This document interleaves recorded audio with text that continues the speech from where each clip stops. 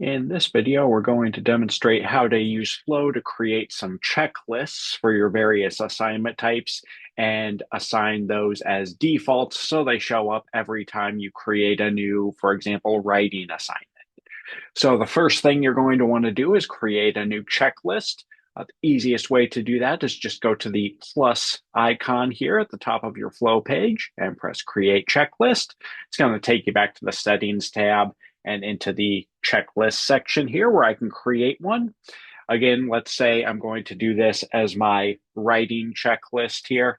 And so I will just call this one my default writing checklist. And then I can add the different tasks that I would want for all of my written stories. So maybe I want to have, make sure to use at least 3 sources, craft a strong lead that grabs the reader's attention in the first 25 to 40 words. Double check AP style, double check name spellings, make sure info is attributed properly.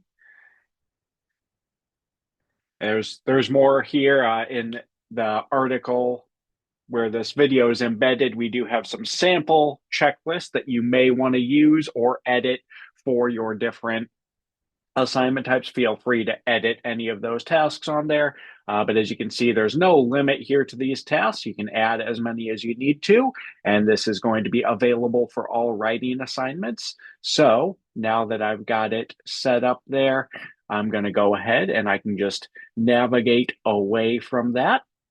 So I'm in the settings tab now, and I'm going to go to assignment types. So if I am happy with that writing checklist and I know it's got tasks that will definitely be applicable to every writing assignment, rather than having to manually apply that checklist to each assignment, maybe I want that to appear just every time without me having to do anything extra. And so I would set it as the default checklist.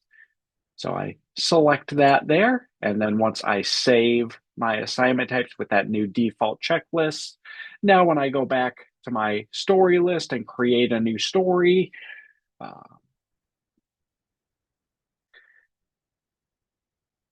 and say that it is a writing assignment, those tasks automatically show up. On the flip side, if you wanted to add that manually, you have the plus icon that appears in the task row, and that will allow you to add in any other checklist. So if you wanted to do that manually rather than have it appear by default, that's how you can do that. And then also a reminder, you can add individual tasks to these different assignments as well. So if for this particular story, say you needed to interview the principal, you can add that in there and it will show up as a task to be completed for this particular story. If you wanted to drill down, get really specific, you have the ability to add dates when these tasks are going to be due, or if perhaps this is a opinion piece and maybe it's got some tasks in here that are more applicable to news reporting stories. You have the option to remove tasks with that button there as well. So a lot that you can do with those tasks. That's how you can do that. It's pretty simple there. And again, in this article below, you have several sample checklists. If you want to use any or all of those tasks for your different assignment types, please feel free to do so.